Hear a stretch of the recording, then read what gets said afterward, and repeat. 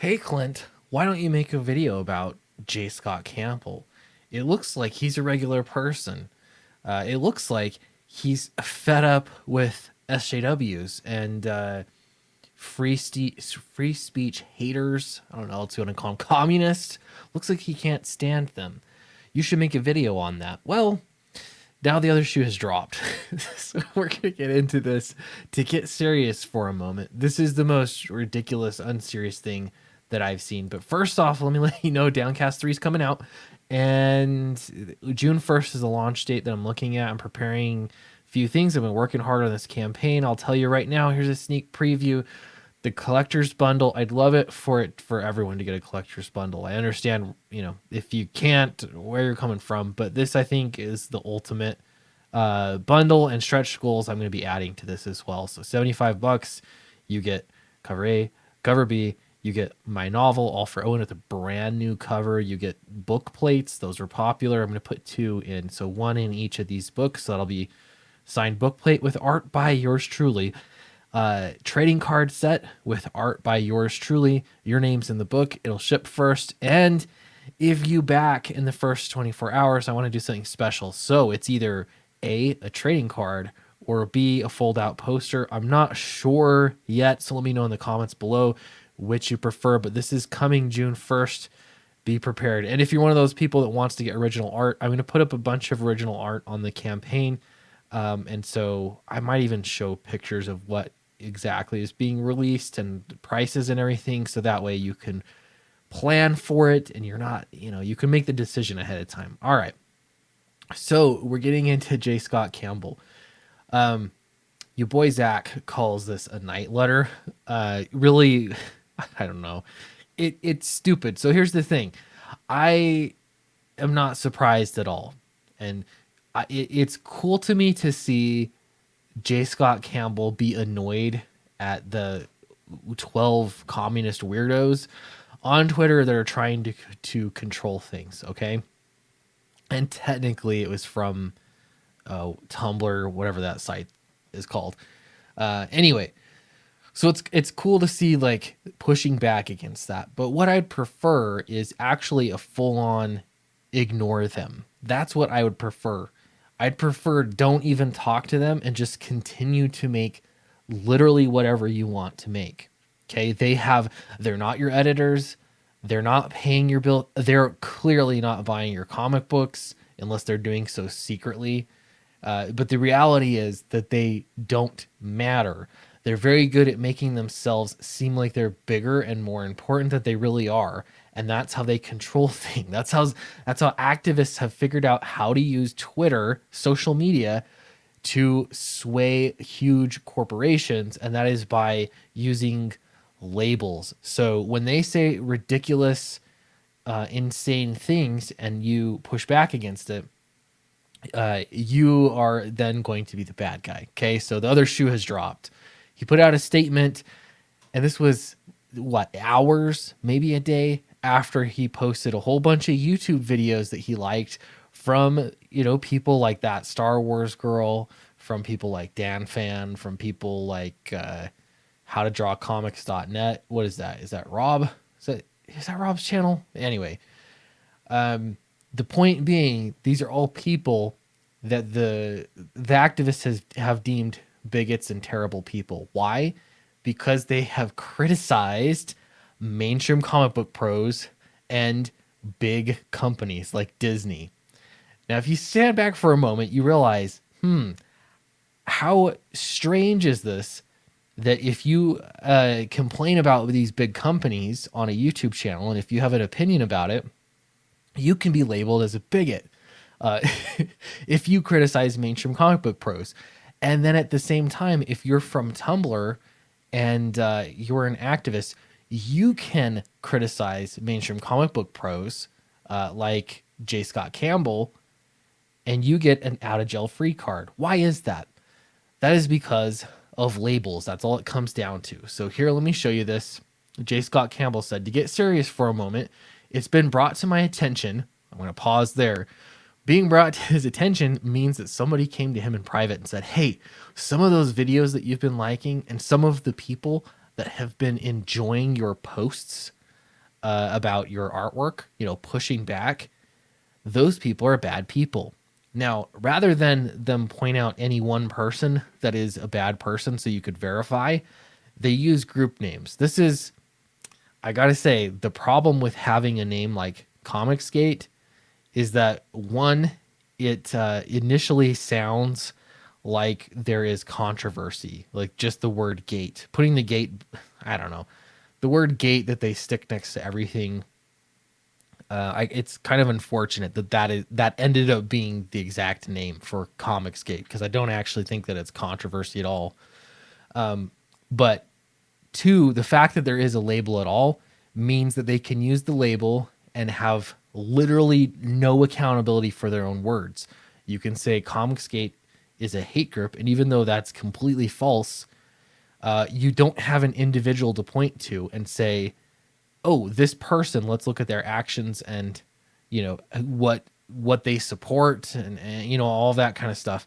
You can't go through that and verify if one particular person is a hateful person because you have a group name now. So that's the problem. All right. So he was brought to his attention that there are some bigoted, hateful, and completely over the line comments buried in my fix this thread. Here's the thing, though, is that's the internet. There's always going to be comment. My comment section, guys, I get spam bots that post links to like presumably porn sites. I disavow them, but they just keep coming. I can't stop it. It's the internet. I also disavow communism. Sometimes I'll get people that disagree with me severely in the comment section, and they're clearly communists, and I disavow them, just so you know. But I'm not going to delete their comments because who cares? It's not important. All right, so I spent the last few nights spending hours trying to catch as many of them as I could. But let me tell you, policing a hot topic in a consistently changing IG thread ain't easy. So he's talking about Instagram here, not Twitter, which is interesting. Instagram algorithms move and shift. Timelines are often it feels like you're lost in a corn maze or the film Inception. You shouldn't police them. Who cares? Let them say whatever you want. And then I'd be curious. So now J. Scott Campbell is thinking, oh, there's bigoted things. And now he's looking through the comments and he's going to pick off anything that could remotely be offensive under the lens that he's now looking through it at. Because somebody has contacted him saying, hey, the wrong people are applauding you. Here's the thing, though. If the people buying your books and the people supporting you as an artist and your route to free speech, if they're not good enough, then who is? Why is it that you want to impress the other people? They are the extremists. You should disavow them. They're the extremists. All right, so you couldn't get through all your comments. Totally understandable. No one wants you to police your comments. That's stupid and silly. And that's not actually what they want you to do. They want you to be walking on eggshells. And two, they want you to stop. They want you to stop pushing back. They want you to agree with it at the best case scenario. Apologize, perhaps. And this statement right here is as good as an apology in their minds. So, J. Scott Campbell, you lost a point here. Not that I care. It doesn't matter to me. Let's say at some point I had to get on with my work and my life, and I'm literally the only one who can monitor it. Don't monitor it. Don't listen to them. It's stupid. I've considered just locking up the comments threads altogether, but was concerned that would be taken in the wrong way. Like I was blocking open discourse as seen as retreat by me or something. That's what they want you to do. You shouldn't delete any comments. That's Instagram's problem, right? If there's truly hateful things, that's their problem. It's not your problem. Let me make this clear. His typos are just killing me. Let me make this as clear as I possibly can. I am completely and totally against any bigoted comments. Well, who is? Nobody is. They're likely trolls if you have found something truly bigoted. It's a troll. Anti-LGBTQ. Why would that have even been brought up in the discussion here? That's insane. Anti-trans, hate speech of any kind, threats of any sort of thing. I have no affiliation with Comicsgate. Why he brought Comicsgate into this, I don't know. I mean, it's silly. This is the problem with the group name. Like, who specifically in Comicsgate has ever done anything alt-rightish? Right? Like, who specifically? What is the exact problem that you're denouncing? It's just a general term you don't want to be associated with because it draws heat. That's the only reason. I'm not alt-right. Well, neither am I. But I don't feel a need to say that. I'm not anti-woman. Neither are we. I don't know. Who's anti-woman? I'm not anti-woman. That's ridiculous. Or endorse any fringe group that push hate. Period. The post and commentary in question, whichever side you may fall on the topic, was intended to be playful, perhaps a bit snarky in tone, but absolutely not meant to inspire hate. Oh, brother. No, there was already hate. There was hate before. The whole fixing it thing was hate. You know that. You know that as well as I do. We all know that. But this is a way for them to control you. You should ignore them or tell them kindly where to send their comments to. Some have insinuated, he continues, that by referring to the person as non-binary Finn, that I was somehow mocking the term. Here's the problem. You can make your name. That's what the dude's name was, non-binary Finn. You can make your name anything, and it's a shield. Identity as a shield. Wow. You cannot be criticized if your identity is A, B, or C. It's crazy. He continues, He wasn't making fun of him, guys. It was the only name I had to work with and even settled on NBF to try and make that a non-issue because it wasn't the issue. Fixing art, artist disrespect, art community bullying, and more importantly, art censorship was the discussion. These things that you have just listed are far more important. They're trying to scare you with the word bigotry. And, you know, as they're trying to scare you using the word bigotry, you are conceding the ground of fixing art, artist disrespect, art community bullying, and more importantly, art censorship. This is the ground you have now conceded. They're trying to get you to apologize or at the very least, shut your mouth. That's what's happening here. He continues, I don't believe art censorship is a left or right thing. In my observation, both sides use it as a tool and as a strategy for their individual means and agenda. But at my core, as a creative individual and as an artist, let me state I'm fundamentally against censorship and being told in general what I can and cannot draw by any group, political or otherwise. Great, you made that statement. Here's the thing, though. Everybody's going to have an opinion on art.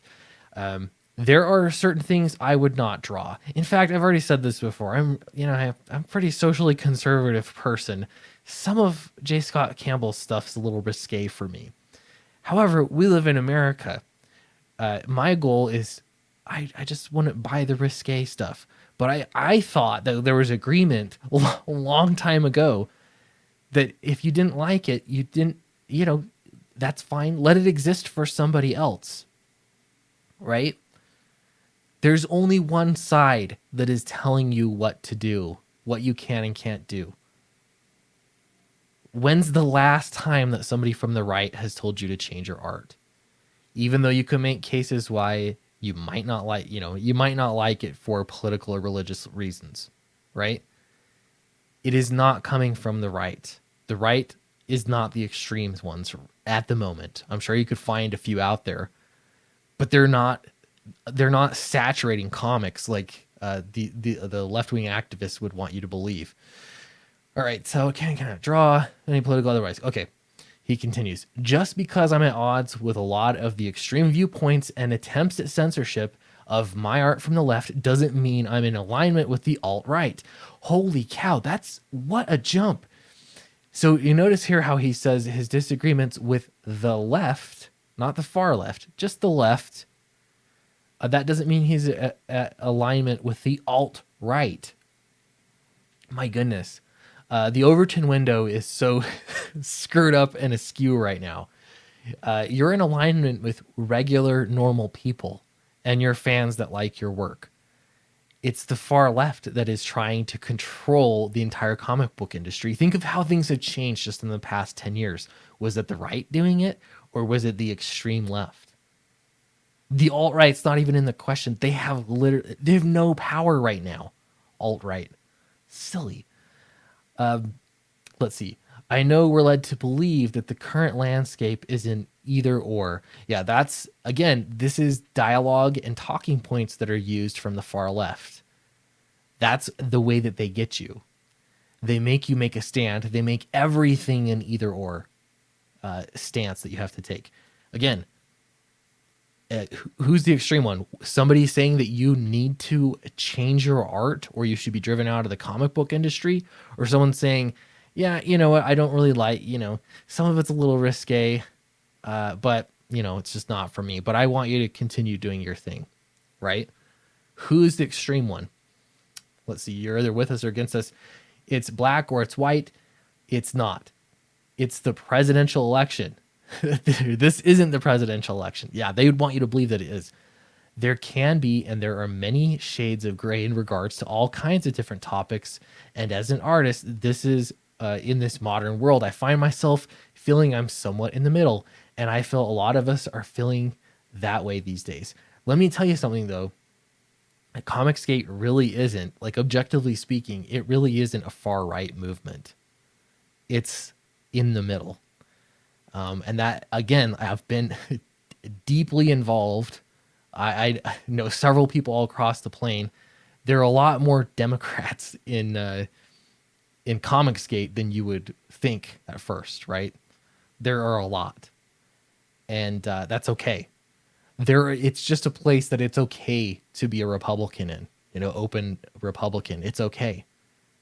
Which is more than you can say for the comic book industry. Again, who are the extreme ones in this case? All right, it continues. And I feel a lot of us are feeling that these days.